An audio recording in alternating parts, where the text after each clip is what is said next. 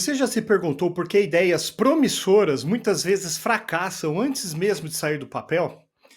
Não por falta de tecnologia, nem por falta de recursos, mas porque foram pensadas para resolver problemas que ninguém realmente tinha. O mundo está cheio de soluções que parecem brilhantes, até serem colocadas em prática. É aí que, quando elas finalmente encontram a realidade, ela é que percebe-se que o alvo foi errado. E não porque faltou planejamento, mas porque faltou escutar, faltou conectar-se com as pessoas, faltou o quê? Empatia. A base da inovação de verdade, aquela que transforma, que melhora vidas, que faz sentido, é isso só o que faltou. Empatia. E empatia não é um luxo emocional, é uma ferramenta estratégica, é um jeito de pensar uma atitude da outra pessoa, diante do próximo. É a empatia que nos permite entender o que realmente importa para as pessoas que estão envolvidas num problema, numa dor, numa situação de desejo. E quando a gente fala em inovação, principalmente em conceitos complexos, essa escuta profunda pode ser o diferencial entre o sucesso e o completo esquecimento. E o design thinking parte exatamente dessa premissa. Não adianta começar com a ideia, e muito menos com a tecnologia e muito menos com a planilha. A jornada de quem quer inovar de verdade começa com o outro, com a experiência do outro, com a dor do outro, com o desejo do outro, com os medos do outro. Antes de criar, é preciso sentir. Tá, mas o que é então design thinking, Finardi? Vamos deixar bem claro, de forma didática e sem enrolação, bem prática mesmo. Design thinking é uma abordagem prática, criativa e colaborativa para resolver problemas de forma centrada no ser humano. Isso significa o quê? Ao invés de se começar com uma solução pronta, pré-fabricada, a gente tem que começar com uma escuta ativa. A gente precisa entender a realidade do outro, definir o verdadeiro desafio e gerar ideias com liberdade, construir protótipos e testar com quem e com o que realmente importa. Nada de achismo, nada de, eu acho que é desse jeito aqui, acho que assim vai dar certo. Você pergunta, você escuta, você observa. E só então começa a criar. A estrutura clássica do design thinking, ela é composta por 5 etapas. Vamos passar por cada uma delas com calma, tá? A primeira é justamente a empatia. É aqui na empatia que nós mergulhamos na realidade das pessoas envolvidas no problema. Nós saímos da nossa bolha e entramos com respeito no universo da outra pessoa. Não é só sobre entrevistar por obrigação, mas é sobre se importar com verdade, sentar ao lado, observar como essas pessoas agem, como elas sentem, o que elas falam e principalmente, pessoal, o que não é dito, tá? A segunda etapa é a definição. Ou seja, a gente sintetiza tudo aquilo que a gente viu, ouviu e sentiu na primeira etapa, e o desafio é pegar esse mar de informações num problema claro, relevante e acionável. E nem sempre vai ser fácil. Às vezes, o que parecia o problema principal era só um sintoma, era só um pedaço da dor, tá? E é nessa hora que o time, a equipe, tem que olhar no todo e fazer a pergunta certa, as perguntas certas. E aí, na terceira etapa, a gente tem a ideação. Agora sim, a gente começa a criar a partir dessa fase, mas não é qualquer criação. As ideias, elas têm que nascer de um desafio bem definido. Aqui, quantidade tem que vir antes de qualidade. A ordem é divergir ao máximo possível, viajar na maionese mesmo, aquele brainstorming cabuloso. E depois, tá? Que a gente vai filtrar isso daí. Então, nesse momento, todo mundo tem voz, toda ideia é válida. Por mais absurda que seja na hora, quanto mais ideias, melhor. Porque aí entra a quarta etapa, que é o quê? A prototipagem. O que é essa prototipagem? É nessa hora que nós vamos colocar a mão na massa. Transformar essas ideias em algo palpável. Pode ser um desenho, uma encenação, um objeto feito de papelão, não importa. O importante é que o conceito ganhe forma, mesmo que imperfeita. Aliás, principalmente se for imperfeita, porque a beleza do protótipo é justamente a possibilidade de mudar ele, de ajustar o tempo inteiro. Ele foi feito para ser mexido, para ser bagunçado, para ser recriado o tempo inteiro. Para chegar na quinta etapa e irmos para o teste. O que é o teste? É apresentar um protótipo para as pessoas certas. O que a gente faz então nessa hora? A gente observa, escuta e aprende. E é aqui que a gente percebe se a ideia funciona e aonde que ela precisa melhorar. É aqui que a inovação se conecta com a vida real. Essas 5 etapas, elas não precisam ser também numa linha reta, tá? Você pode voltar, começar, mudar o rumo, não importa. O design thinking é como se fosse uma dança, certo? A design thinking tem que ser flexível, tem que ser humano, tem que ser uma coisa viva, tá certo?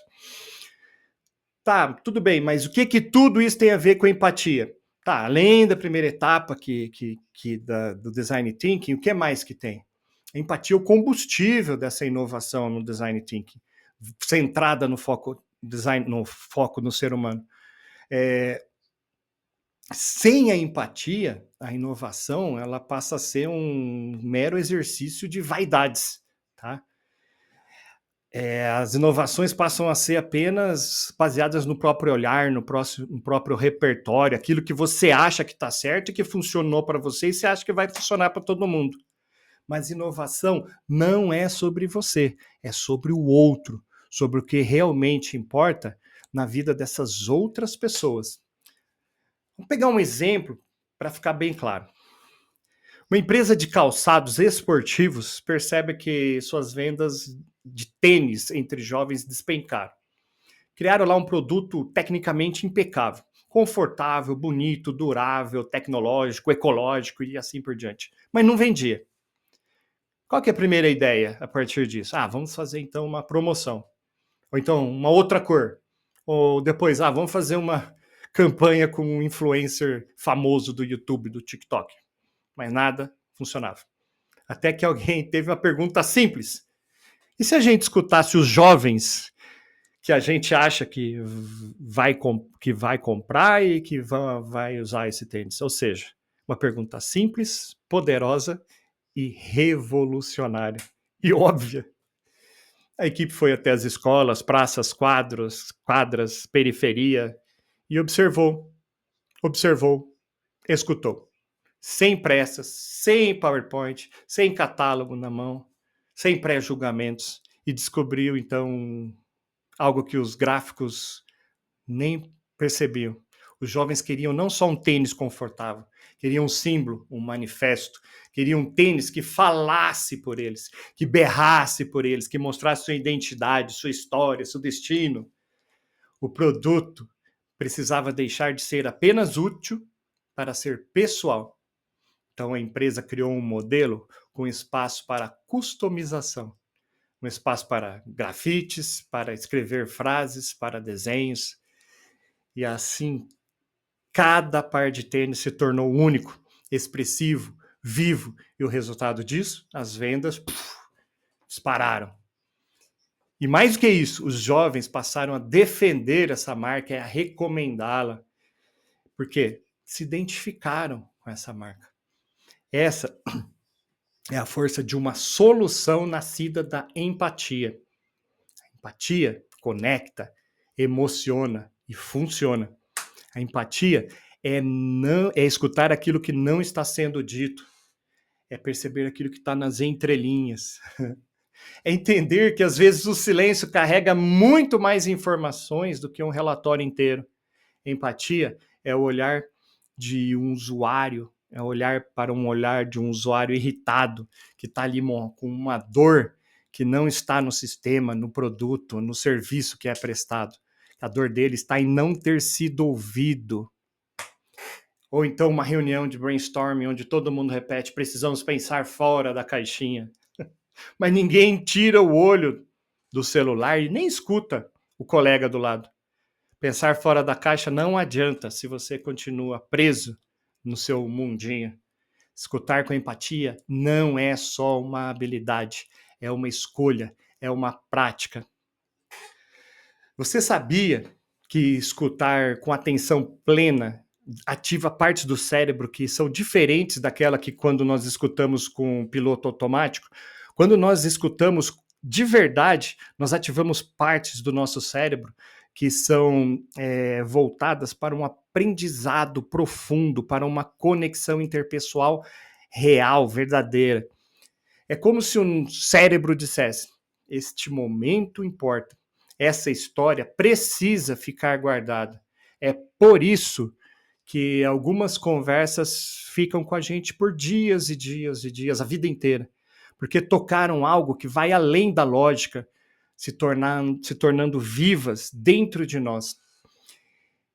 E esse mesmo princípio vale para as ideias. As que têm escuta empática têm muito mais chances de prosperar, de evoluir. Pensa assim no momento que você foi escutado de verdade. Você se sentiu acolhido, né? Importante, valorizado.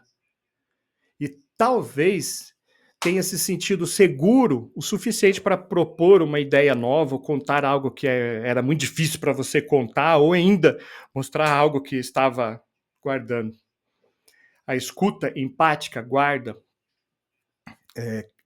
áreas que, para serem exploradas, abrem portas para lugares novos para entrar e explorar. E não, a empatia não é inata, gente, mas sim algo treinável, praticável, cultivável. Mas o que que impede, então, a gente de escutar com empatia?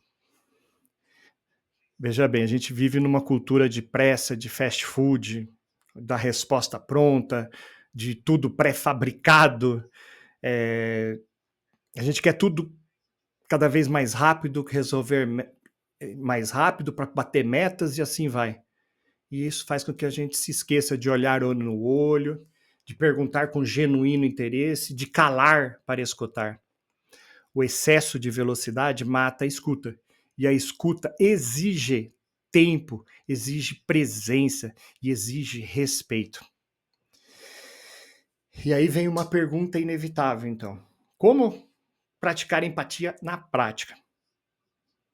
Algumas dicas práticas e poderosas. Troque o julgamento por não julgar. Resista a essa tentação. Ao invés disso, pergunte-se. Pergunte-se assim, o que será que essa pessoa, que essa ideia que ela está falando, está querendo me passar? Faça perguntas abertas. Não faça perguntas para a pessoa falar só sim ou não. Deixa tudo aberto. Faça assim, ó, pessoa, explica melhor como que você chegou a essa conclusão, como que é essa ideia. Não precisa ficar sufocando, preenchendo cada segundo, apenas observe, repare nas pausas, nas entrelinhas, aquilo que não foi dito. Às vezes a resposta está nos olhos e não nas palavras. E lembre-se, empatia e criatividade são irmãs gêmeas. Elas andam juntas e se fortalecem mutuamente. As ideias mais impactantes do mundo quase sempre foram respostas empáticas a dores reais. Por exemplo, uma cadeira ergonômica para quem tem dores nas costas, ou um site acessível para quem tem problemas de visão, ou um aplicativo que avisa sobre pontos de ônibus com base em áudio e não de texto.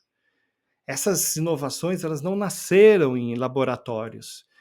Essas inovações nasceram no calor da escuta, no desejo sincero de ajudar e ter uma conexão sincera com o outro.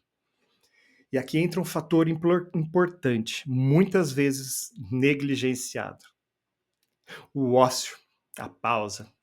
o espaço entre um compromisso, uma atividade e outra. É nessa hora que a empatia floresce, é nessa hora que escutamos melhor, é no silêncio que sentimos com mais profundidade. E o Domênico De Masi já dizia isso há muito tempo atrás, sobre o valor do ócio criativo, o valor de desacelerar para ouvir o que o barulho esconde. Mas nesse mundo, parar virou um ato de resistência, não é? E também de inovação. Porque só quem para consegue escutar o que realmente importa. E aqui está a virada da chave, tá? Empatia não é apenas uma virtude humana, é uma vantagem competitiva. Instituições que escutam melhor, criam melhor. Profissionais que escutam com empatia, lideram com mais propósito. Soluções que nascem da escuta tocam mais profundamente e chegam mais longe. Não é só sobre fazer mais bonito, é sobre fazer sentido, é sobre fazer junto. Não é sobre criar para o outro, é criar com o outro. E se você ainda acha, depois de tudo isso, que empatia é coisa de gente boazinha, experimente levar isso a sério na próxima reunião. Veja o que acontece quando alguém se sente realmente escutado, ouvido, como as tensões se dissolvem, como as possibilidades se multiplicam, as ideias borbulham. Empatia é método, é estratégia, é motor de transformação. E no Design Thinking, a empatia é o primeiro passo de qualquer jornada criativa que vale a pena. Então, da próxima vez que você estiver diante de um desafio, não comece com um palpite, por favor. Comece com uma pergunta, um gesto de escuta, um olhar curioso. Porque a próxima ideia talvez não esteja na sua cabeça, mas no coração de alguém que você ainda não escutou. Desperte a sua criatividade e transforme o seu mundo.